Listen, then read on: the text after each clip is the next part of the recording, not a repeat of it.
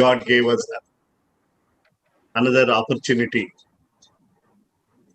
परमेश्वर का धन्यवाद हो, इस शाम के समय हम सब प्रभु के लोग एक साथ इकट्ठे होने पाए और पिछले हफ्ते प्रभु ने हम सबको संभाल के रखा, इसके लिए परमेश्वर का बहुत बहुत धन्यवाद।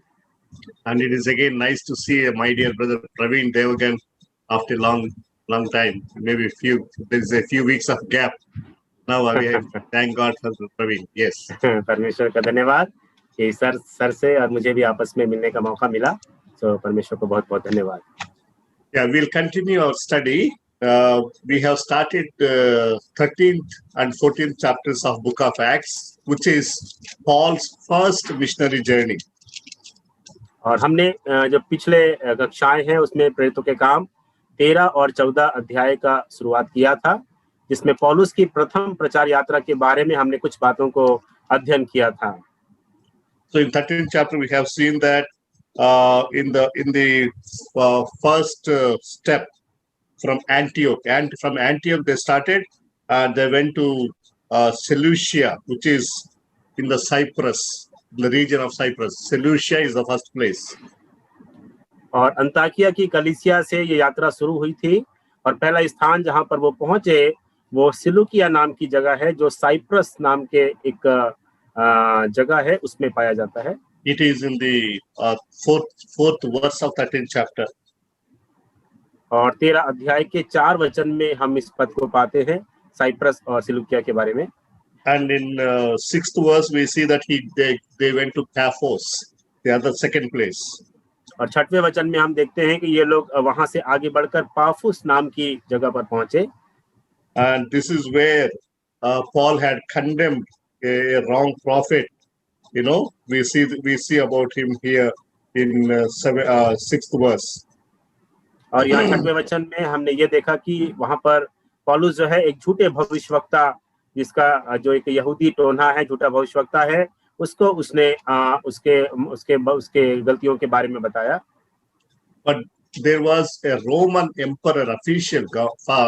official who wanted to know the gospel in this Paphos. लेकिन इसी पाफुस में एक रोमी हाकिम था और जो परमेश्वर के बारे में जानना चाहता था। And when this sorcerer was trying to, hinder or oppose or stop, rather, this sorcerer was trying to stop Roman emperor to come to know the Lord. और यहाँ पर जो जादू टोना करने वाला व्यक्ति था वो तो वहां पर था, लेकिन यहाँ पर हम देखते हैं कि उसके हाकिम को प्रभु यीशु मसीह को जानने का मौका मिला। That time Paul had to very seriously condemn that man and he became blind for little time. This is what we see in verse 11. और ये जादू टोना करने वाले व्यक्ति को इस प्रकार से पौलुस के द्वारा डांटा गया कि हम 11 वचन में पढ़ते हैं, वो कुछ समय तक अंधा रहा और उसने रोशनी को नहीं देखा। And when the Roman emperor saw what had happened, in verse 12 we read that he has accepted the Lord. और जब उस रोमी हाकिम ने उस घटना को देखा जो हुई थी, तब उसने प्रभु यीशु मसीह पर विश्वास किया। And in verse 13 we see that they went to the third place, which is Perge. और हम आगे पढ़ते हैं 13 वचन में वो एक तीसरे स्थान में भी गए, जिस स्थान का नाम था पिरगा। Yeah. Now in 14th verse we see that they went to another town called Antioch. This is a different Antioch. We called it Pisidian Antioch. और 14 वचन में वो एक अंताकिया नाम की जगह में पहुंचते हैं, लेकिन ये एक दूसरा अंताकिया है, पिसिदिया नाम की जगह है, वहां पर पाया जाने वाला अंताकिया है। So this is where Paul gave his first public message in Pisidian Antioch. और इस पिसिदिया के अंताकिया में पौलुस ने अपना पहला प्रचार जो है आराधनालय में किया। From 15th verse to 47th verse, that was the message of Paul. और 15 वचन से 47 वचन तक पौलुस ने जो संदेश दिया उसका जिक्र यहाँ पर हमें मिलता है। And so 48 verse onwards we see that many people accepted the Lord. और हम लोग 48 वचन में देखते हैं कि बहुत से लोगों ने परमेश्वर को ग्रहण किया। And but some people they did not want Paul and Barnabas to be there, so they have chased them out. That's what we read in 51 and 51, verse 51. और वचन 50 और 51 में हम पढ़ते हैं, बहुत से यहूदियों ने लोगों को उकसाया और उनके विरुद्ध उपद्रव करवाकर उन्हें वहां से बाहर निकाल दिया। So now you can look at the map which is shown here in the screen. From Antioch, the right side, they started.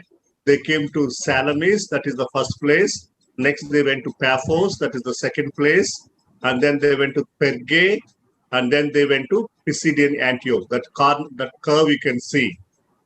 तो आप इस नक्शे में जो आप चित्र में देख सकते हैं, अंताकिया से उन्होंने शुरू किया। उसके बाद हम देखते हैं सलमिस नाम की जगह पर वो पहुंचे, पहला जो पड़ाव था। दूसरा पड़ाव जो है पाफुस नाम की जगह जो हमने अभी पढ़ा। तीसरा पड़ाव पिरगा नाम की जगह, और चौथा पिसदिया का अंत्योक या अंताकिया जो है वो इस प्रकार से कर्व जो बना हुआ है हम देख सकते हैं इस नक्शे के अंदर। Now today we will see in 14th chapter that from Pisidian Antioch they went to Iconium, from Iconium they went to Lystra, and from Lystra they went to Derbe. और आज 14 अध्याय में हम देखेंगे कि वो अंताकिया से इकोनियम नाम की जगह पे गए, वहां से लुस्रा और वहां से दिरबे, ये तीन स्थानों के बारे में क्या क्या घटनाएं घटी उन बातों को आज हम देखेंगे। Now you can open your Bibles to 14th chapter, first verse. और हम 14 अध्याय निकाल सकते हैं अपनी अपनी बाइबल से, और उसके पहले वचन को हम ध्यान से पढ़ें। Brother Praveen, you please read first two verses, 14th chapter. 14 अध्याय उसका 1 और 2 हम पढ़ेंगे। इकोनियम में ऐसा हुआ कि वे यहूदियों के आराधनालय में साथ साथ गए और इस प्रकार बातें की कि यहूदियों और यूनानियों दोनों में से बहुतों ने विश्वास किया, परंतु विश्वास ना करने वाले यहूदियों ने अन्य जातियों के मन भाइयों के विरोध में उस्काए और कटुता उत्पन्न कर दी। Yes. So now we will understand that they're continuing their missionary journey from one place to other. Now they came to another place called Iconium, and here they preached the gospel, but few people were against them. They were very indignant towards them, very angry on Paul and Barnabas because they preached the gospel. और यहाँ पर हम इस प्रकार से पाते हैं, जब पौलुस और बरनबास अपनी पहली मिशनरी यात्रा में एक स्थान से दूसरे स्थान जा रहे थे, वो इकोनियम नाम की एक जगह पे पहुंचते हैं, और जहां पर बहुत सारे यहूदी जो है वो उनका विरोध करते हैं, और हालांकि कई लोग विश्वास भी करते, पर बहुत सारे यहूदी लोग जो है उनका विरोध करना शुरू करते हैं। We need to understand always in the ministry, on one side there will be progress, there will be people who will be accepting the Lord, they will put their faith. On the other hand, there will be always some opponents who will try to stop or hinder the ministry. और यहाँ पर दो बातें हम लोग साथ साथ होती हुई देखते हैं। जब हम सेवकाई करेंगे इस बातों को हमें याद रखना है। एक तरफ सेवकाई में हमें उन्नति दिखाई देगी, नए नए लोग परमेश्वर को, प्रभु यीशु मसीह को ग्रहण करेंगे, और वहीं दूसरी तरफ ऐसे लोग भी हमें मिलेंगे जो हमारी सेवकाई का विरोध करेंगे और हमें उनके द्वारा सताओं का सामना करना पड़ेगा। And in verse 3 we read that Paul and Barnabas were strengthening their faith, and the Lord was adding miraculous works and signs. और वहां पर तीसरे वचन में हम देखते हैं कि वो प्रभु के भरोसे पर हियाव से बातें करते थे, और परमेश्वर उनके हाथों से अद्भुत चिन्ह और चमत्कार करवाकर अपने अनुग्रह के वचन पर गवाही देता था। Yeah, so this is what we need to learn. We need to continue our work. We need to continue to preach the gospel, and the Lord will add the miraculous signs, the wonders, and the healings. All that is from the Lord. और यहाँ पे हमें सीखने वाली बात ये है, यद्यपि वहां पर विरोध था, लेकिन वहां बहुत दिन तक वहां पर रहे, अर्थात सेवकाई में हमें बने रहना है, डटे रहना है, और प्रभु जो है अपने समय में अद्भुत काम और चिन्ह करवाकर अपने वचन पर वो गवाही को देगा। So even now today also the Lord will continue to do that. Even today also we can expect or experience that sort of miraculous signs, wonders, and even healings the Lord will do. और आज भी अपनी सेवकाई के दौरान इन बातों को अनुभव कर सकते हैं, जहाँ पर कई सारे चिन्ह होंगे, चमत्कार होंगे और अद्भुत काम और ऐसी बातें होंगी जो परमेश्वर के द्वारा होगी। verse 5 and 6, we read that 4 and 5, there are some people on Paul's side and there are some people on the other side, to the extent of they wanted to stone him to death. They wanted to throw stones and kill Paul. और चौथे और पांचवें वचन में पढ़ते हैं, एक ऐसा समय आ गया कि कुछ लोग तो पौलुस की बातों को सुनने और मानने लगे, पर कुछ लोग काफी ज्यादा विरोध में आ गए और वहां पर एक ऐसा माहौल बन गया कि वो पौलुस पर पथराव करके उसे मार डालने के लिए कोशिश कर रहे थे। And in verse 6, we read something else. When such a situation, when they really wanted to kill Paul, Paul, when he heard about it, learned about it, he fled to Lystra and Derbe. He went away from that place. और छठवें वचन में इस प्रकार से पढ़ते हैं, जब पौलुस को इस बात का पता चला तो वो लुकनविया के लुस्रा और दिरबे नामक नगरों में और उस प्रकार के प्रदेशों में वो लोग भाग गए। Now the question that we need to ask here is from verse 6, is it right to flee away? It is right to run away from such a situation. यहाँ पर जो प्रश्न उठता है वो ये है, क्या इस प्रकार सताव होने पर भागना क्या उचित है या अनुचित है? हमारे मन में ये प्रश्न आना चाहिए। Because we will be surprised to see that a man like Paul was running away. He was fleeing away. यहाँ पर हमें जरूर आश्चर्य होगा कि पौलुस के समान एक प्रचारक, एक महान व्यक्ति जो है वो एक परिस्थिति से या उस जगह से भाग रहा है। इसका क्या अर्थ है, इस बात को हम जाने। To answer this question, we need to see, or we need to think about what the Lord Jesus also did. The Lord Jesus also had this kind of experience. They wanted to somehow throw him from a hilltop, and the people wanted to kill him. And there were several occasions they were trying to kill him, but we read that Jesus slowly disappeared from those places. इस सवाल का जवाब जानने के लिए हमें इस बात को भी जानने की कोशिश करना है कि हमारे प्रभु यीशु मसीह के सेवकाई के दौरान जब परिस्थितियां आई तो ऐसी जगह हम पाते हैं जहां लोगों ने प्रभु यीशु मसीह को एक पहाड़ पर ले जाकर वहां से गिराने का कोशिश किया, लेकिन प्रभु यीशु मसीह वहां से जो है वहां से धीरे धीरे निकलकर उस स्थान से चला गया, वहां से गायब हो गया। So the right balanced opinion that we need to understand here is, friends, we need to understand when we need to escape or run away or flee away, we are not doing it because we are afraid of being killed, but we are doing it in a wise way. It is a wise decision at that time. तो यहाँ पर जब उस स्थान को छोड़ने की बात हो रही है, उसका कारण ये नहीं है कि मृत्यु का भय है जिसके कारण वहां से यीशु मसीह या पौलुस वहां से चले गए, और उसका कारण ये है उस समय यही एक सही बुद्धिमानी का निर्णय होगा या कदम होगा प्रभु की सेवकाई के लिए या प्रभु के वचन के अनुसार। It is not a matter of timidness, but it's a matter of wisdom. यहाँ पर जो संदर्भ है वो कायरता की या डर वाली बात नहीं है, यहाँ पर बात ये है बुद्धि का इस्तेमाल करना, उसके ये बात है। So we need to take some wise decisions in difficult times according to the guidance of the Spirit of God. We need to depend on God for wisdom. God must guide us in a wise way.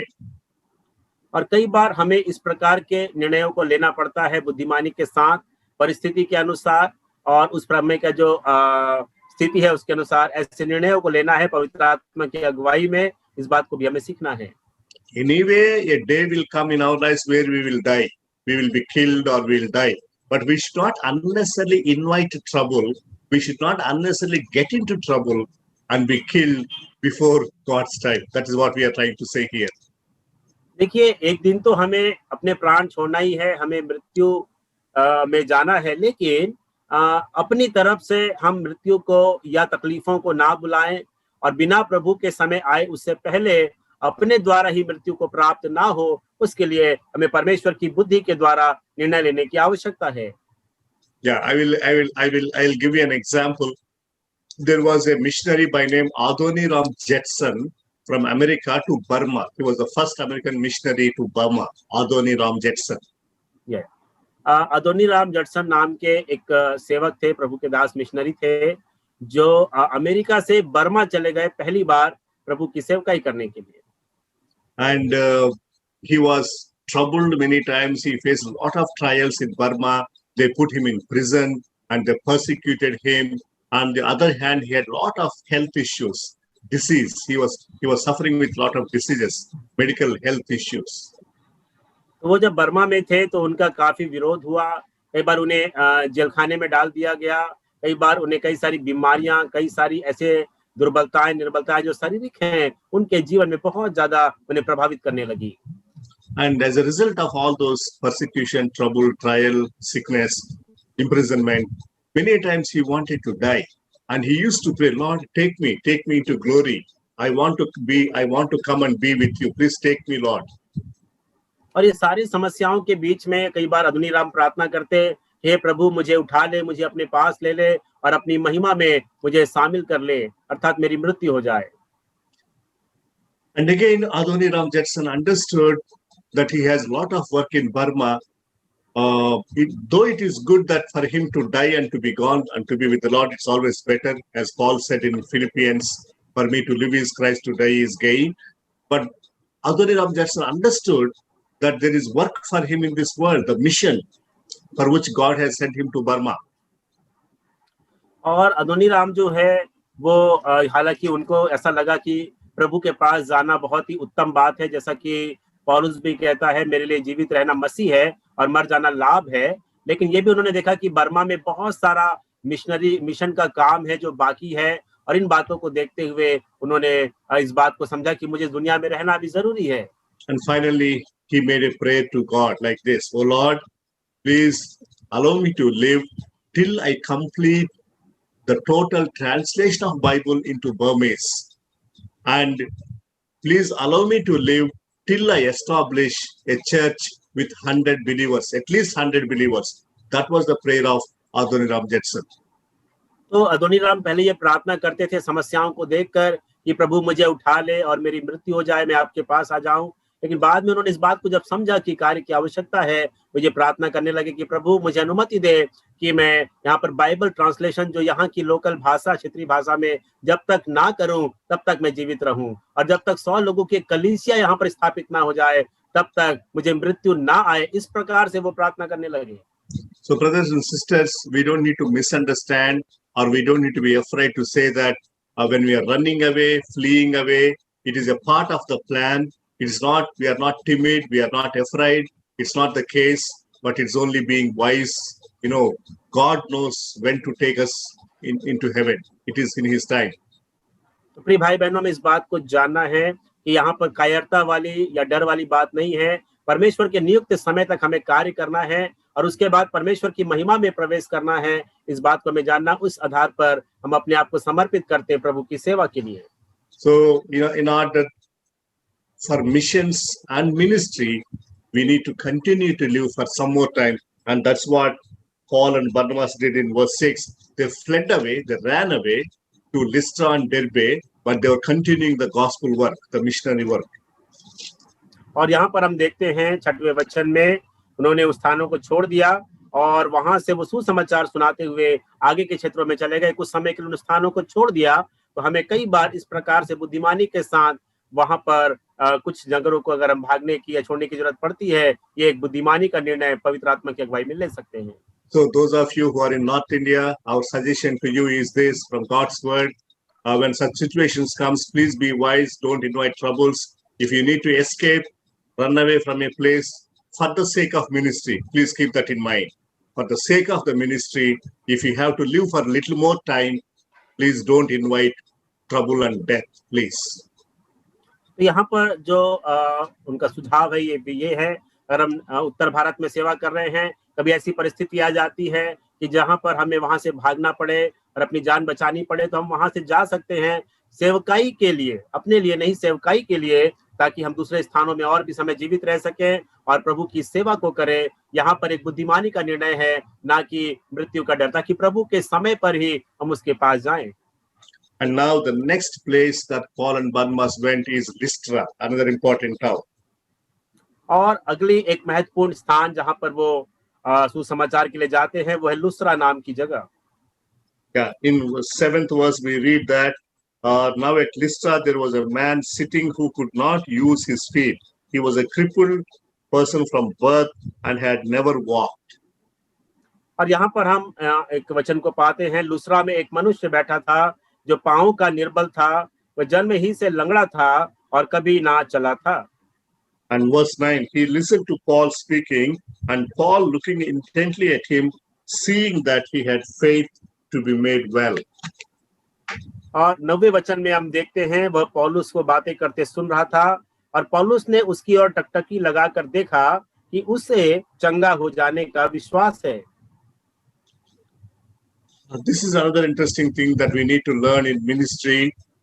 When we find people in need, we said it earlier also, when we find people in need, please think or consider that there are opportunities for ministry. तो यहाँ पर हम देखते हैं यदि हमें एक जगह से हटने की आवश्यकता पड़ती है, भागने की आवश्यकता पड़ती है, तो और भी कई सारे जगह हैं जो उसके आसपास होगी जहाँ पर सेवकाइयाँ की जा सकती है। See, when we see people in need, we need to be concerned about them. We need to have burden for them, and we need to see what the Lord is trying to do with such people. Be sensitive, spiritually sensitive. और जब हम कई लोगों को देखते हैं तब हमें संवेदनशील होना है और हमें परमेश्वर की आत्मा में जागृत रहना है कि ऐसे कौन से लोग हैं जिन्हें इस समय सुसमाचार की या चंगाई की या इस प्रकार की बातों की आवश्यकता है। हमें आत्मा में इन बातों को जानना है। So Paul noticed it, and in verse 10 we see that he was declaring the healing to him. You be healed. और 10 वचन में हम देखते हैं पौलुस ने इस बात को अनुभव कर लिया, महसूस कर लिया और उसने ऊंचे शब्द से कहा, अपने पांव के बल सीधा खड़ा हो जा। So let us be sensitive to the leading of the Spirit of God, how God will use us in ministry in different ways. And it was such a great blessing that the man was able to walk first time in his life. और हम इस प्रकार से बिल्कुल संवेदनशील रहें कि पवित्र आत्मा हमसे क्या कहना चाहता है और आसपास के लोगों के प्रति भी हम जागृत रहें। और यहाँ पर हम देखते हैं उस संवेदनशीलता के कारण एक जन्म का लंगड़ा व्यक्ति अपने पांव के बल पहली बार जीवन में उसने चलना शुरू किया। But this blessing of healing brought them a different kind of problem which they never expected. Not persecution, not stoning to death, but this is a different problem altogether. तो देखिए यहाँ पर एक अलग बात को हम देखते हैं, चंगाई के कारण एक और घटना घटी। वो किसी प्रकार का सताव नहीं है, लेकिन एक दूसरे प्रकार की समस्या यहाँ पर पैदा हो गई। The problem here is when the people there in Lystra saw that such a healing has taken place because of Paul, and they wanted to make him a god, their local god. और जब वहां के लुस्रा के लोगों ने इस अद्भुत काम को पौलुस के जीवन के द्वारा होते हुए देखा, तो उन्होंने अपने जो उनके देवता थे उनके नाम से कहने लगे कि हमारे देवता जो है मनुष्य के रूप में हमारे पास आ गए हैं।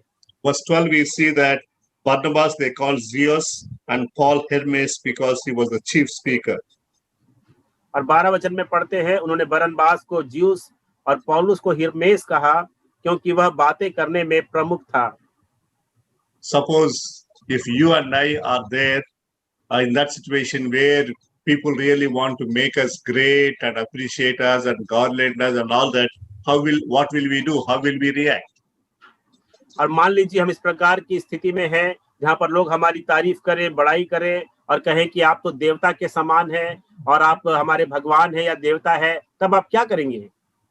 Maybe, probably, we will be very happy because they are appreciating us and they are really realizing what we have done, the great ministry.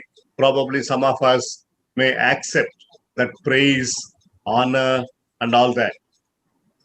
और हमें से हो सकता है कई सारे लोग इन बातों को, तारीफों को ग्रहण करें और इससे बहुत ही खुश हो जाए कि ये तो हमारी तारीफ ही कर रहे हैं, इसे ग्रहण करने में क्या दिक्कत है? But brothers and sisters, let us be careful. Paul and Barnabas reacted in a different way because they could sense, Paul and Barnabas could see that the things are going out of hand, beyond the limit. और यहाँ पर पौलुस और बरनबास ने उस बात का सामना इस प्रकार से किया, उन्होंने इस बात को देखा कि ये जो बात है वो हमारे पकड़ से बाहर जा रही है, तब उन्होंने क्या किया हम इस बात को देखते हैं यहाँ पर। General appreciation and being thankful or gratitude, brother, thank you for the good work. This kind of words are okay. देखिए, कई बार हम किसी के काम के लिए उसकी तारीफ करते हैं, भाई आपने बहुत अच्छा काम किया, आपका धन्यवाद, वो एक सामान्य बात है, उसमें किसी प्रकार की कोई बड़ी दिक्कत नहीं है। But we need to be careful. Sometimes, that praise, appreciation, gratitude, and honor, that goes little beyond the limits. That's very dangerous. और कई बार जो तारीफ है या प्रशंसा है या धन्यवाद है, वो इतना ज्यादा हो जाता है कि वो एक सीमा से बाहर हो जाता है, वहां पर हमें सावधान रहने की आवश्यकता है। I don't know how it is in North India, but in South India, it is too much. The way we are, uplifting the speakers, okay, Man worship. the so-called leaders is too much. It's crossing the limits. उत्तर भारत में तो मुझे नहीं मालूम, लेकिन दक्षिण भारत में बहुत ज्यादा वहां पर जो प्रचारक है या पास्टर्स है, उनकी तारीफ किया जाता है, उनको बहुत ज्यादा ऊंचा उठाया जाता है, ऐसा मैंने देखा है। It is very unfortunate. Unlike Paul and Barnabas, even the leaders also are accepting and appreciating and inviting that sort of unnecessary glory from people. That is also very sad part in our country.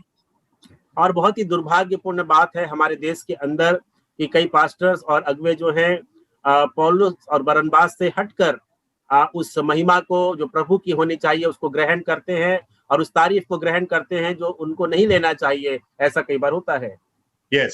So now here, when people came up with such a proposal to worship them, to honor them, to glorify them as gods, the initiative has come from the leaders, that is Paul, to stop the whole activity. It is the responsibility of the leadership, the leaders, the men of God, the pastors, we, you and I, where we need to apply the brake. और जब लोग अपनी अज्ञानता में इस प्रकार ईश्वर के बराबर दर्जा देकर किसी भी व्यक्ति की आराधना स्तुति करने का काम शुरू करते हैं, तो ये अगुवों की जिम्मेदारी है, पौलुस की, बरनबास की, आपकी, मेरी, हम सब की, कि हम अगुवे होने के नाते उस बात को वहीं पर तुरंत रोके और खत्म करें। Yeah. So you as a leader, me, you and I as leaders, as preachers, we need to learn, friends, even to our church members or even to our brothers and sisters, those who invite us as speakers, or to whatever it is, please keep the limit. Please keep yourself in the low profile, like the Lord Jesus Christ. The Lord Jesus always maintained he was a servant leader. Please remember that.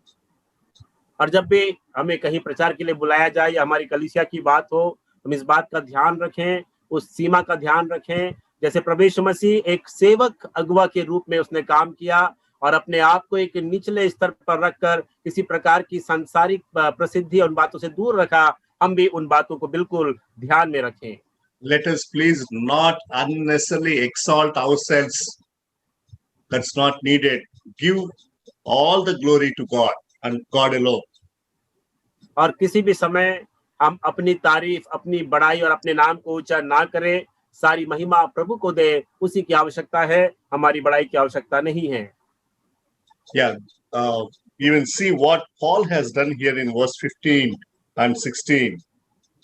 यहाँ पर हम देखते हैं 15 और 16 वचन में पौलुस ने और बरनबास ने क्या किया। Men, why are you doing these things? We also are men of like nature with you, and we bring you good news that you should turn from these vain things to a living God who made the heaven and the earth and the sea and all that is in them. Verse 15. और यहाँ पर वो लोगों को समझाते हैं कि हे लोगों, तुम ये क्या कर रहे हो? हम भी तो तुम्हारे समान शुद्ध भोगी मनुष्य हैं और तुम्हें सुसमाचार सुनाते हैं कि तुम इन व्यर्थ वस्तुओं से अलग होकर जीवते परमेश्वर की ओर फिरो, जिसने स्वर्ग और पृथ्वी और समुद्र और जो कुछ है उनमें है सब बनाया। Yes. So we need to be careful because these days let us please discuss this matter. Instead of building the kingdom of God, we are building our own kingdoms. Even the churches, the organizations, the ministries that we start, we are trying to build our own organizations, our own power, our own glory, all that. That is very unfortunate and that is quite unnecessary. We should never do that. और इन दिनों में जो देखने में आता है कलीसियाओं में कि लोग परमेश्वर के राज्य की जगह अपने राज्य की स्थापना कर रहे हैं, अपनी सामर्थ, अपनी बुद्धि, अपना नाम, अपने सुख सुविधाएं, इन बातों के पीछे भागकर वो सेवकाई को एक नुकसान पहुंचा रहे हैं जिसकी आवश्यकता नहीं है। हमें केवल परमेश्वर के राज्य को स्थापित करने की, बढ़ाने की आवश्यकता है। So God has called us as instruments to serve in his kingdom. We are only stewards. We are not the owners and the masters of the ministry. The owner and the master of the ministry is only the Lord Jesus Christ. We all serve God. We are stewards. We need to be faithful and humble stewards as far as ministry is concerned. और जब सेवकाई की बात आती है, हमें इस बात को जानना है कि हम लोग इस सेवकाई के मालिक नहीं हैं। परमेश्वर सारी बातों का स्वामी और मालिक है। हम लोग केवल जो है एक भंडारी है, जो उसके दिए हुए कार्यों को एक पूरा करने, प्रबंधक के रूप में हमारा कार्य है। ये हम इसके मालिक या स्वामी नहीं है। परमेश्वर इन बातों का स्वामी है। हमें विश्वास योग्यता से इन कामों को पूरा करना है। So verse 17 and 18 we see that they have forcefully Paul and Barnabas stopped them from doing all kinds of things, and they took all effort, they put all efforts, they took all pains to stop all kinds of such things.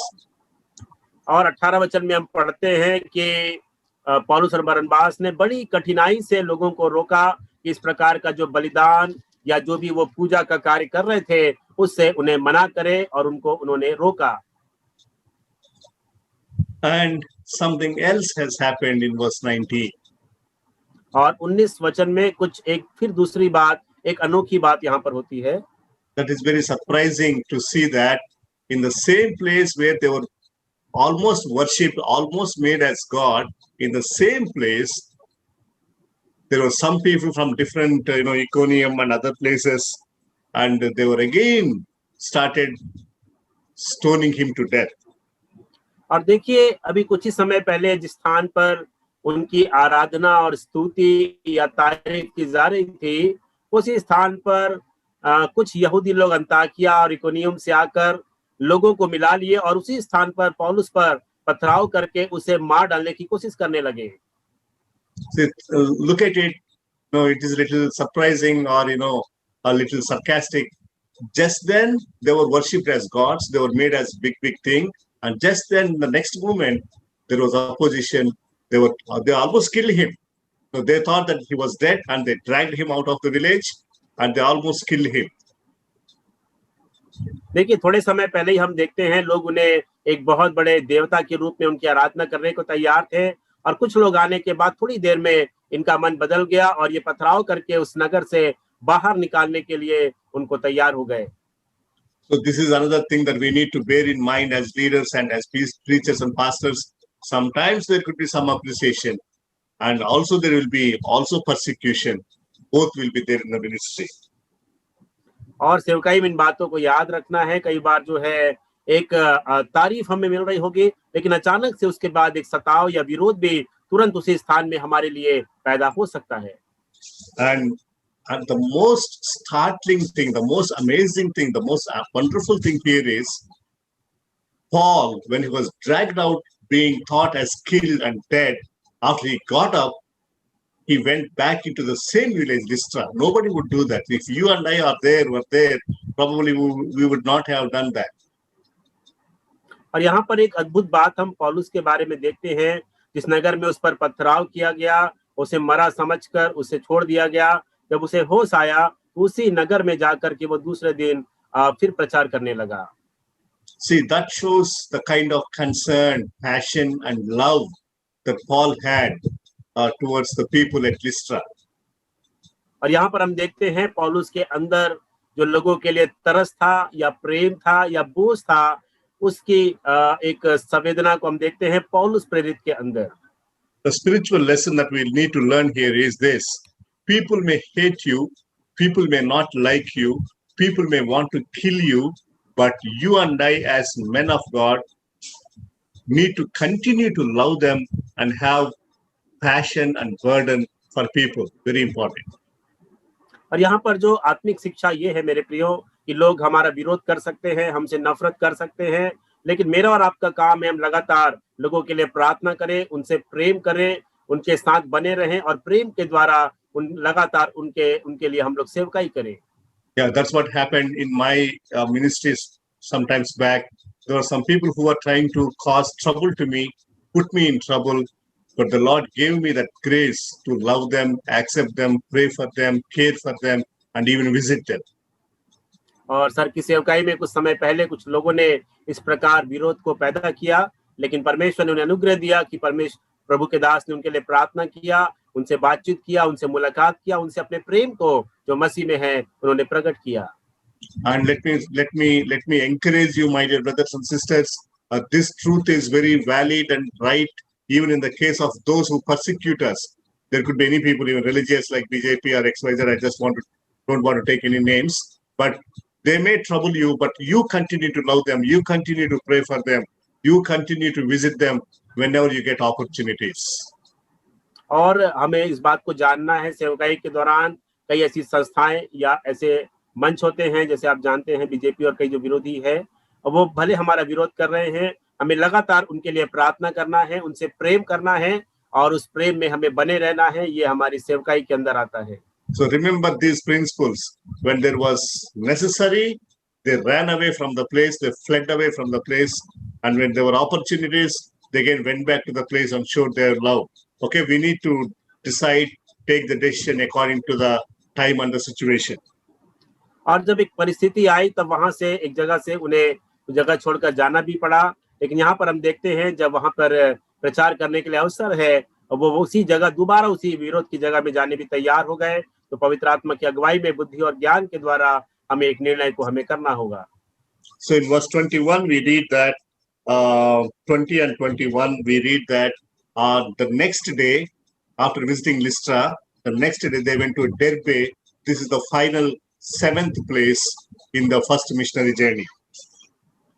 और यहाँ पर हम देखते हैं कि अगले दिन जब दूसरे दिन हम देखते हैं बरनबास के साथ वो दिरबे को चले गए, और ये 7वां स्थान है उस पहली प्रचार यात्रा या मिशनरी यात्रा का 7वां स्थान है जहाँ पर ये लोग जा रहे हैं। So in verse 21 we read that they had a fruitful ministry at Derbe. When they had preached the gospel to that city, had many disciples, and they returned to Lystra and Iconium and to Antioch. और यहाँ पर देखते हैं दिरबे में एक बहुत ही सफल सुसमाचार प्रचार के द्वारा बहुत से चेले बनाकर वो लुस्रा और इकोनियम और अंताकिया को लौट आए। Yeah, you will understand that all these places were cities, not just villages. But Paul had, Paul in the first missionary journey has picked up important towns and cities. We call this strategic mission. He was very strategic in his ministry or in his missionary journeys. और हम जब लुस्रा, इकोनियम और अंताकिया की बात करते हैं, ये कोई छोटे मोटे गांव नहीं है, बड़े बड़े एक शहर है, राजनीतिक शहर है जिसे पौलुस ने उस समय ध्यान दिया, और वहां पर उन्होंने अपनी सेवकाई का एक लक्ष्य बनाकर उन स्थानों में सुसमाचार को सुनाया। So during the time of the Lord Jesus Christ, mostly ministry was confined to Palestine, which was a rural setup. But after Paul has taken over the leadership, Paul started concentrating on towns and cities, which is more like a urban mission. No more rural mission, but urban mission. और पहले हम सब सेवकाई में देखते हैं जब लोगों ने सेवकाई किया तो ग्रामीण क्षेत्रों में उस सेवकाई को किया, लेकिन पौलुस की सेवकाई में हम देखते हैं उन्होंने शहरी क्षेत्रों में उस सेवकाई को मुख्य स्थान दिया और वहां पर प्रभु के कार्य को सफलतापूर्वक पूरा किया। So we need to be aware in ministry. We need to serve both in rural places, villages, and we also need to go to towns and cities and big places, important strategic places. That is the key word. और हम इस सेवकाई में इस बात को सीखना है, जरूर हमें गांव में भी जाना है, और साथ ही साथ जो महत्वपूर्ण शहर है, जो जहां से कहना चाहिए राजनीति या बाकी बातें निर्धारित होती है, जो मुख्य शहर है, उन शहरों में भी हमें सुसमाचार के कार्य को तेजी से पूरा करना है। And from verse 23 to 27, we read that he was going back to Antioch, visiting all the places where he established the churches. And one thing that he did was, on his way back, he established the elders, the leadership. That's another important ministry that we need to do. और इन सब स्थानों में कार्य करने के बाद अंताकिया की कलीसिया में आने से पहले एक काम हम देखते हैं, उन्होंने हर एक कलीसिया में उनके लिए प्राचीन ठहराए, इस बात को हम पाते हैं। So in verse 23 we read that they had appointed elders for them in every church, appointing elders in every church.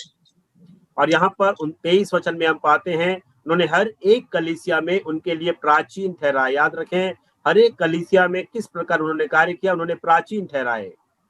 Why appointing elders? What is the importance of appointing elders?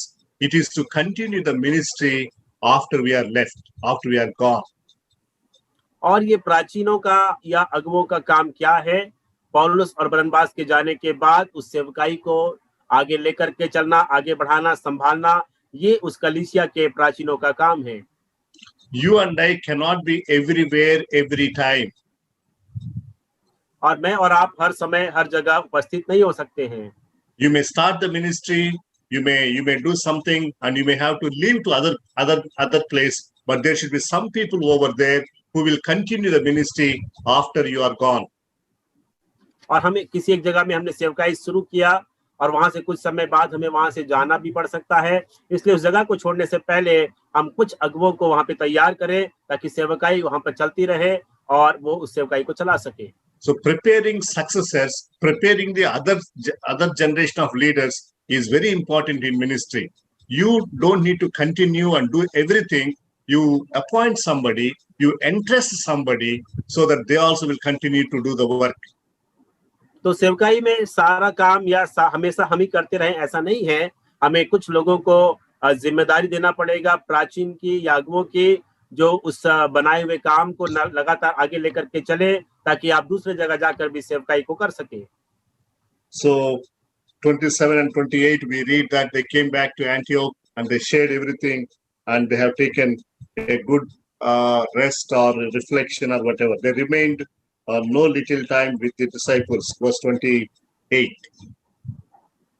और यहाँ पर हम देखते हैं कि ये सब काम करने के बाद वो अंताकिया की कलीसिया में आए, वहां पर उन्होंने अपनी गवाहियों को दिया और उसके बाद हम 28 वचन में पढ़ते हैं कि वो कुछ समय जो है बहुत दिन तक चेलों के साथ वहां पर रहे अंताकिया में। ऐसा 28 वचन में हम लोग पाते हैं। And chapter 15 gives us a different challenge, tells us about a different problem that the church faced in the early church time. और 15वां अध्याय एक ऐसी समस्या के बारे में है जहाँ पर एक बहुत बड़ी एक समस्या है जिसका समाधान कैसे निकाला गया उस पहली कलीसिया में, उसके बारे में हम देखते हैं। I was just reading the church history about William Carey, the great Baptist missionary from London to India in 1790, when he presented in the church, London Baptist Church, that he wanted to go to India as a missionary. और मैंने William Carey के बारे में जो पढ़ा, जो 1790 में England से इंडिया आए थे और बैप्टिस्ट मिशन के जो संस्थापक थे, और जब वो यहाँ पर आके इंग्लैंड से इंडिया के काम करने लगे, उस समय की ये बात है। And the leader of that church told William Carey, "Young man, sit down. If God has concern for India, He will do it in any way. You and I don't need to worry about it. You and I don't need to go there. Sir, shut up and sit down." Something like that. William Carey was told that time. Okay, जब वो India आ रहे थे उस समय जिस कलीसिया में वो थे, वहां के पासबान ने उनसे कहा कि विलियम कैरी आप बैठ जाओ, अगर परमेश्वर को भारत के लिए काम करना है तो वहां से किसी को वो खड़ा करेगा, मुझे और आपको जाने की जरूरत नहीं है। इस प्रकार से वहां बात हुई। When the ministry is going on nicely or a new ministry wants to be taken up, sometimes the problems will come from the leadership, from the elders. जब सेवकाई एक नए स्तर पर या नए क्षेत्र में शुरू होने के लिए परमेश्वर शुरू करता है तो कई बार अगुवों के द्वारा एक रुकावट या एक बाधा जो है वो पैदा होने लगती है। That's what we read in chapter 15. तो यहाँ पर हम वचन 15 में उसी प्रकार की एक स्थिति को देखते हैं। The problem here is when people heard, when the Jewish people, particularly in Jerusalem, which is the main headquarters, when they heard what all has happened in the Gentile towns, they got disturbed about it. और जब बात यहाँ पर ये है, यरूशलेम जो कि मुख्य स्थान था कलीसिया का और वहां पर सारे अगुवे थे, जब उन्होंने सुना कि अन्य जातियों के बीच में ये सारे कार्य हुआ है तो वो वहां से आकर जो है वो कुछ बातें सिखाने लगे। What they exactly did here was, some of the Jews came from Jerusalem and Judea. They came to Antioch, which was the present headquarter or present central place. I told you last time, earlier Jerusalem, but now Antioch. But from people from Judea, Jerusalem came to Antioch, and they started telling them a different theology, a different concept of salvation. और पहले देखिए यरूशलेम जो है वो उस प्रकार सेवकाई का केंद्र था। इन अध्यायों में मैंने आपको बताया था, सबने बताया था कि अंताकिया सेवकाई का केंद्र था। तो यहूदिया और यरूशलेम से लोग आकर कुछ नई सिद्धांतों को उस कलीसिया में सिखाने लगे, उसके बारे में हम देखेंगे। So what was the different theology, different concept of salvation that they were teaching? It is this. For them, for Jews, the most important thing is law of Moses and circumcision. That is the most important thing for them, for a Jew. देखिए यहूदियों के लिए सबसे महत्वपूर्ण क्या था? मूसा की व्यवस्था, और व्यवस्था में भी सबसे महत्वपूर्ण क्या था? खतना की जो खतना किया जाता था, वो जो बहुत महत्वपूर्ण था उनके लिए। So they thought, how can anybody become a Christian directly? So they thought a Gentile, a non-Jew, should first become Jew and then should become the Christian. The two-step salvation. और उनके हिसाब से या उनकी दृष्टि में उद्धार का तरीका ये था कि पहले एक अन्य जाति व्यक्ति को खतना के द्वारा यहूदी बनना पड़ेगा, फिर यहूदी व्यक्ति को प्रभु यीशु मसीह को ग्रहण करके मसीह बनना पड़ेगा। 2 चरणों में उनको उद्धार आना पड़ेगा। ये शिक्षा ये यहूदी लोग आकर देने लगे। So these Jewish people who came from Jerusalem and Judea to Antioch, and they were telling all the believers at Antioch who came from Gentile background, they were telling them to get circumcised. और ये जो यहूदिया और यरूशलेम से यहूदी आए थे, वो वहां के विश्वासी जो अन्य जातियों से आए थे, उन्हें ये सिखाने लगे कि आपको जो है वो खतना कराना पड़ेगा, तभी आपका उद्धार होगा। So there was a lot of confusion. What should we do? और तब वहां पर एक भ्रम की स्थिति पैदा हो गई। So verse 2 tells us Paul and Barnabas had no small dissension and debate with them. तब पौलुस और बरनबास का उनसे बहुत झगड़ा और वाद विवाद हुआ। But finally, they all thought that we all will go to Jerusalem.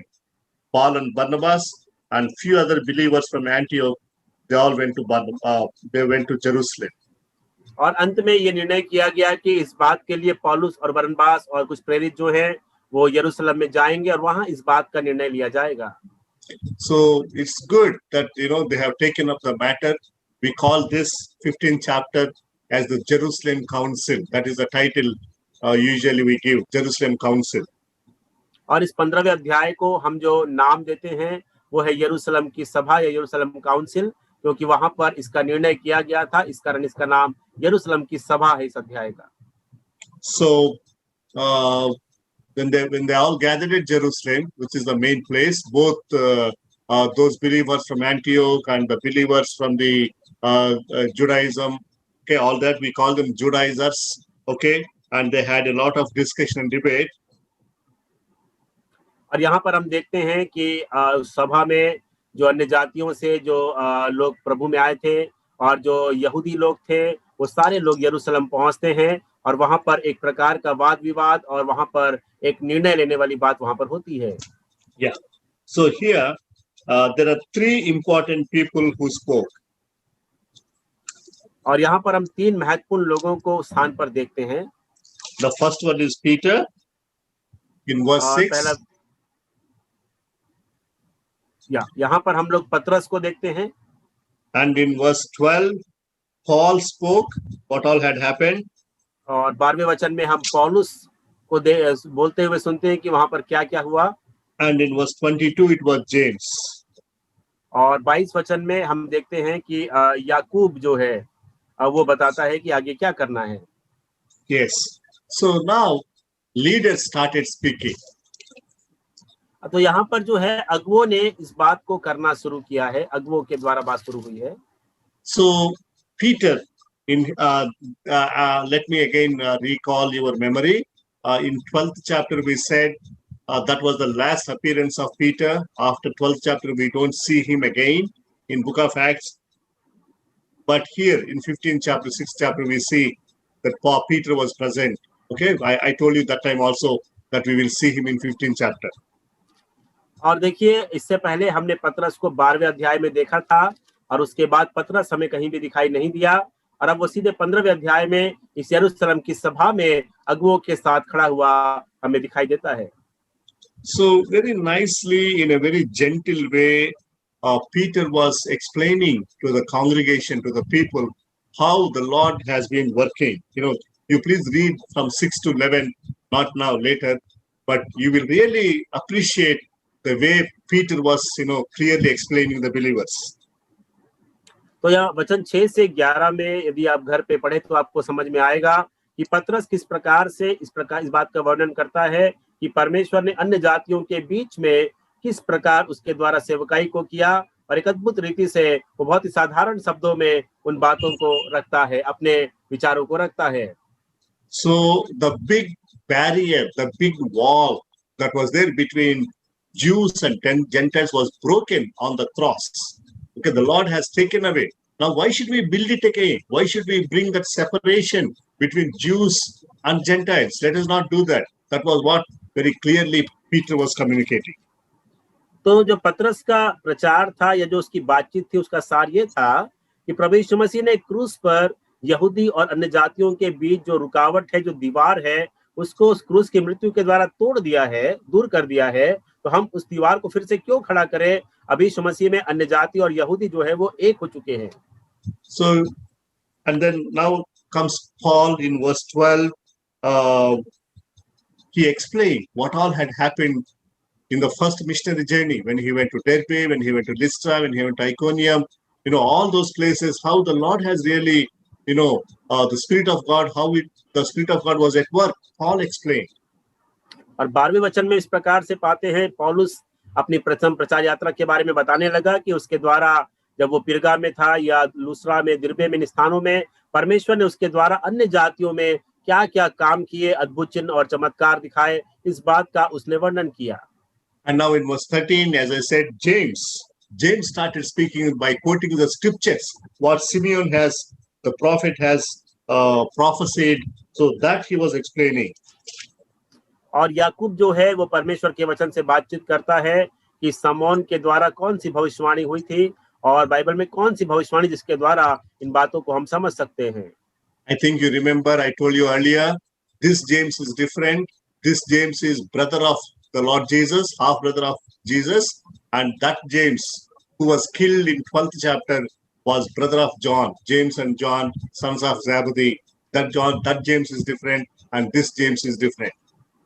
तो यहाँ पर मैंने आपको बताया था कि प्रेरितों के काम 12 अध्याय में जिस याकूब की हत्या हो गई है वो यूहन्ना का भाई याकूब था, है ना। लेकिन यहाँ पर जो याकूब है वो प्रभु यीशु मसीह का भाई जो है या चचेरा भाई है, वो याकूब है।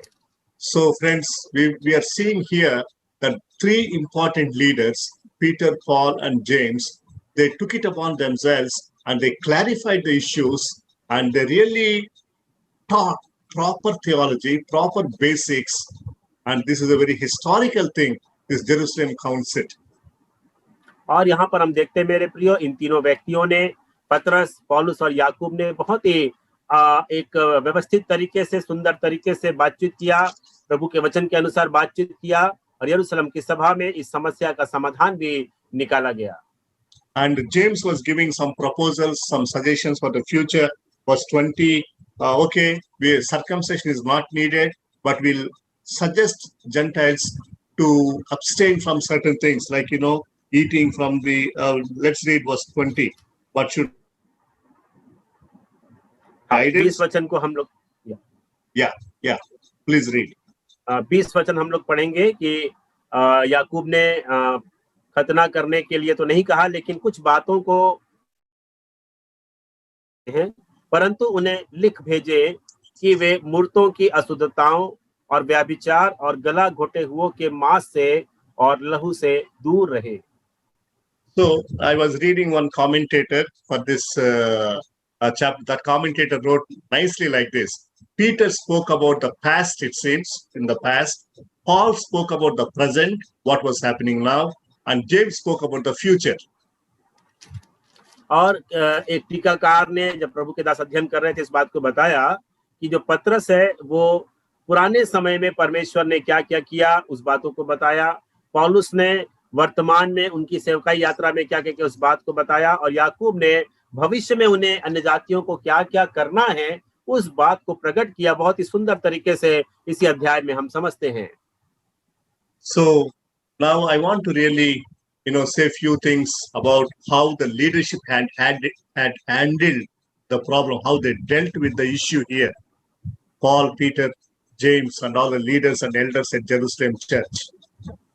अब हम इन बातों को देखेंगे कि किस प्रकार से जो अगुवे थे, पतरस, पौलुस और याकूब, उन्होंने किस प्रकार इस समस्या का सामना किया, कैसे उस समस्या से वो निपटे।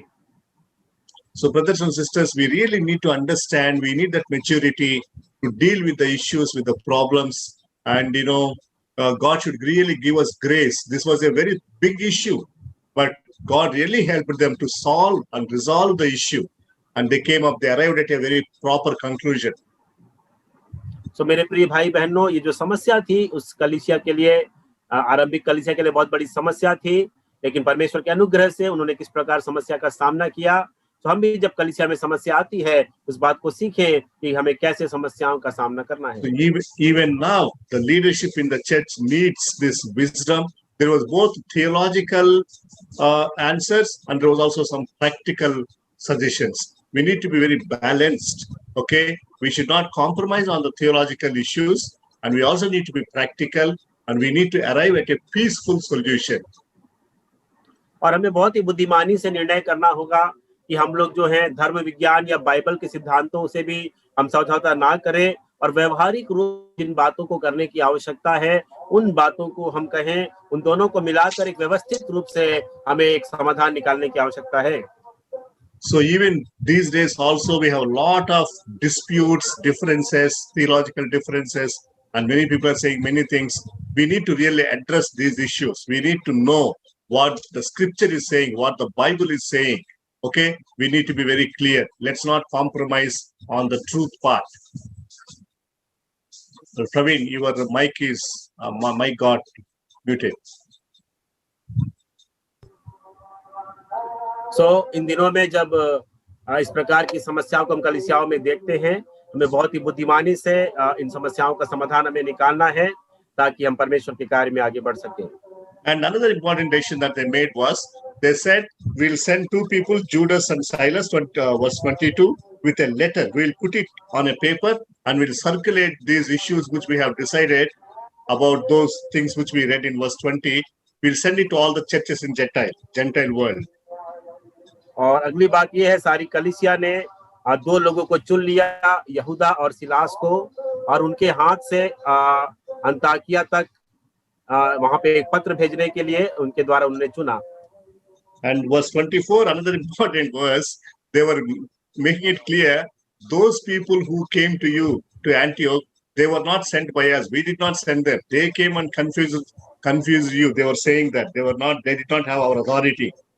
Verse 24. 24 वचन में उन्होंने इस बात को भी बताया कि जो लोग अंताकिया में आए थे वो हमारे द्वारा भेजे गए नहीं थे, जो उन्होंने घबरा दिया था वो हमारे द्वारा नहीं थे, इस बात को भी हमारी आज्ञा नहीं थी, इस बात को भी उन्होंने वहां पर लिखकर भेजा। So like that, they were all sent. Judas and Silas sent, and there was peace there. There's a beautiful text that you can read later, from 22 to 24 to 29. यहाँ पर वहां पर उस पत्री में क्या लिखा हुआ था, 24 वचन से यदि आप 28-29 तक पढ़ेंगे तो उसी बात का सारांश वहां पर पाया जाता है कि उन्होंने जो निर्णय किया उस बात को अन्य जातियों के लिए कैसे लिखकर भेजा, उस बातों को हम पढ़ सकते हैं। And 30 to 34 we read that Judas and Silas, they took the letter, they went to Antioch, and that's a beautiful text. I really want you, Brother Praveen, to read 30 and 31 verses. हम लोग 30 और 31 वचन को पढ़ लेंगे। फिर वे विदा होकर अंताकिया पहुंचे और सभा को इकट्ठी करके वह पत्री उन्हें दे दी। वे पत्री पढ़कर उस उपदेश की बात से अति आनंदित हुए। See what has happened. The believers were strengthened. There was a joy, there was a peace, and there was happiness, and everybody was happy. And after that, the people went back to Jerusalem. This Judas and Silas and other elders who came from Jerusalem. So, can we really imagine that this kind of peaceful solutions arrive even at our churches today? और यहाँ पर हम देखते हैं उस पत्री के द्वारा पढ़ने के द्वारा एक बड़ा आनंद वहां पर हुआ, और जो लोग यरूशलेम से आए थे फिर वो वापस चले गए। तो मेरे प्रियो, क्या आज की कलीसिया में इस प्रकार शांतिपूर्ण समाधान खोजने में हम सक्षम हैं? क्या हम लोग ऐसा कर पाते हैं? इस बात को हम विचार करें। We really need that matured and godly way of leadership, particularly dealing with the issues, the challenges, and the problems in the churches today, and even in the families today, in our families. इन दिनों में हमें कलीसियाओं में और परिवारों में आत्मिक रूप से परिपक्व और परमेश्वर की आत्मा से प्रेरित ऐसे अगुवों की आवश्यकता है जो इस प्रकार से बुद्धिमानी से निर्णय कर सकें, और तभी परमेश्वर की कलीसिया में इन बातों का समाधान अच्छी रीति से किया जा सकेगा। Verse 35 tells us Paul and Barnabas continued in Antioch, and they continued to preach God's word.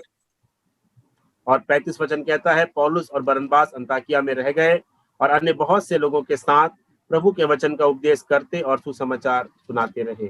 So what that verse 36 tells us, after a few days, Paul suggested that we'll go back to all those places, all those 7 places where they ministered. You remember them? Salamis, Paphos, okay, Perge, and Pisidian Antioch, Iconium, Lystra, and Derbe. All these 7 places. So Paul said, let's go back to them and see how they are doing. तो यहाँ पर पौलुस उन 7 जगह के नाम जो हमने पढ़ा, सलमोनिस पढ़ा और पिरगा, लुस्रा, दिरबे, है ना, अंताकिया, और ये 7 जगहों में फिर से वापस जाकर हम देखें कि वो भाई लोग कैसे हैं, उस बात को वो कहता है। So probably you can write down these names, first missionary journey. These are the 7 names, references. You can probably write in your diary. It will help you in your study. और इन 7 स्थानों के नाम अपनी डायरी में हम लिख सकते हैं। ये बाइबल अध्ययन में आपको बहुत अच्छी रीति से काम आएंगे। But from 37 onwards, verse 7 onwards, we see another problem here. और 37वें वचन में एक दूसरी समस्या को हम यहाँ पर पाते हैं। See, if you are carefully following our study, you will see that at every point of time there will be some problem or the other. यदि आप ध्यानपूर्वक इस बाइबल अध्ययन में चल रहे हैं तो आप पाएंगे कि हर जगह कुछ ना कुछ समस्या जरूर खड़ी हो जाती है। Of course, persecution, stoning to death, opposition, that's we are all familiar with. We know that from Jesus' time that is there. सताव या पत्थरवाह करना, मृत्यु, ये तो यीशु मसीह के समय से हम देखते हैं, ये तो सामान्य बात है। At Lystra, they were all, highly lifted up as gods, and there is another problem. और एक लुस्रा में हम देखते हैं कि इनको बहुत ज्यादा परमेश्वर ईश्वर की तरह पूजा गया, वो भी एक दूसरी समस्या है। And in chapter 15, there is another problem with the leadership, with theological issue. There is a debate, confusion. और 15वें अध्याय में हमने देखा एक दूसरी समस्या जो सिद्धांत के बारे में, खतने के बारे में हमने पढ़ा, वो भी एक समस्या थी। Now here, the problem is between 2 important leaders, that is Paul and Barnabas. अब यहाँ पर जो समस्या है 2 महत्वपूर्ण अगुवों के बीच खड़ी हो गई, पौलुस और बरनबास के बीच। Something that you cannot expect, unexpectable between 2 important mature leaders. Barnabas was the one who brought Paul, and Paul always had high regard for Barnabas. Now there is a dispute between these 2 important brothers, Paul and Barnabas. और यहाँ पर देखिए पौलुस और बरनबास साथ में सेवा कर रहे थे। बरनबास ने पौलुस को कलीसिया में सेवकाई में लेकर के आया, दोनों परिपक्व अगुवे हैं, लेकिन एक बात को लेकर दोनों के बीच बहस हो गई और उनके विचार अलग-अलग हो गए। The issue is this about John Mark. John Mark left in 13th chapter. We read that because of some issues, because he was timid and all. So now Paul never wanted John Mark to accompany, to have John Mark. Paul never wanted John Mark to accompany them anymore because he was living in between. But Barnabas wanted him to be with them. So that was the dispute. और जो मरकुस यूहन्ना जो मरकुस है, उसको लेकर ये विवाद था। 13वें अध्याय में उसने किसी कारण से जब बीच में छोड़ दिया था, तो पौलुस उसे साथ में ले जाना नहीं चाहता था, लेकिन बरनबास उसे आगे की सेवकाई में साथ में लेकर रखना चाहता था। ये दोनों के बीच विवाद का विषय था। And verse 39 tells us, and there was a sharp disagreement, so they separated from each other. Barnabas took Mark with him and sailed away to Cyprus, but Paul chose Silas and departed. और 39 वचन में लिखा है, ऐसा विवाद उठा कि वे एक दूसरे से अलग हो गए और बरनबास मरकुस को लेकर जहाज पर साइप्रस चला गया, परंतु पौलुस ने सिलास को चुन लिया। See, just then in 15th chapter, the first almost 35 verses, they have dealt with a big problem, a theological issue, a theological dispute. They have come to a very peaceful solution.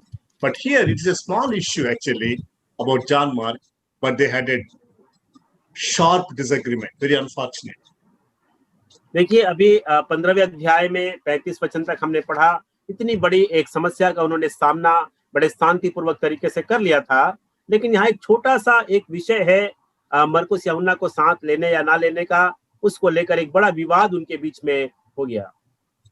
So it's very unfortunate, there was a sharp division and they both parted ways. They got separated. Paul and Silas went one way and Barnabas and Mark went another way. और यहाँ पर वो दोनों अलग अलग हो जाते हैं और पौलुस जो है सिलास को लेकर एक रास्ते चला जाता है और बरनबास जो है मरकुस यूहन्ना को लेकर साइप्रस चला गया। दोनों के दिशा जो है अलग अलग हो जाती है। So of course we read later in Colossians and other epistles that Paul was appreciating John Mark and he was saying almost John Mark is very useful, very profitable, bring him and accept him. All those good words he was writing about John Mark later. और आगे पौलुस की पत्रियों में इस प्रकार से पढ़ते हैं कि मरकुस यूहन्ना जो मेरे बहुत काम का है और उसको लेकर आ जाओ। आगे पत्रियों में पढ़ते हैं, पर यहाँ पर पौलुस का विचार यह था कि मरकुस यूहन्ना को अपने साथ लेकर आगे जाना कोई उचित अच्छी बात नहीं है। Bible scholars tell us it was Barnabas who took John Mark and counseled him, encouraged him, mentored him and strengthened his faith. And a day has come finally with Paul who objected John Mark, who never wanted John Mark. The same Paul was appreciating John Mark and the same Paul was saying John Mark is very profitable and very useful. और कुछ विद्वानों ने इस बात को बताया कि जो बरनबास है उसने मरकुस यूहन्ना को लेकर के गया, उसे सांत्वना दिया, उसे आगे बढ़ाया, उसे मजबूत किया और कुछ समय बाद इस प्रकार से तैयार किया कि पौलुस भी ये कहने मजबूर हो गया कि ये मरकुस यूहन्ना मेरे बड़े काम का है। ये बरनबास की सेवकाई के बारे में हम देखते हैं। So let's be careful about our disputes and debates where we differ with one another, but let us really be wise under God's guidance. We need to accept one another, appreciate one another, that reconciliation must take place. और इस प्रकार के विवादों में हम थोड़ा सावधान रहें, हम एक दूसरे के विचारों को भी सुने और समझें और किसी प्रकार से विवाद होने की स्थिति ना हो, इसके लिए हम लोग जागृत रहें। So if there is any such issue in your life, in your family life, personal life, or in your church life, ministry life, please learn to be wise, be matured and deal with those things. Be careful. और हमारे व्यक्तिगत जीवन में या आपके पारिवारिक जीवन या कलीसियाई जीवन में ऐसा कोई भी विवाद का विषय है, उन बातों का बुद्धिमानी के साथ सामना करें, प्रार्थना करें और परिपक्वता के साथ उसको हम लोग जो है एक समाधान की ओर लेकर जाएं। Next week from 16th chapter we will take up the study of Paul's second missionary journey. और 16वें अध्याय में अगले सेशन में हम लोग जो है पौलुस की दूसरी प्रचार यात्रा के बारे में पढ़ना शुरू करेंगे। God bless you. परमेश्वर आपको बड़ी आशीष दे।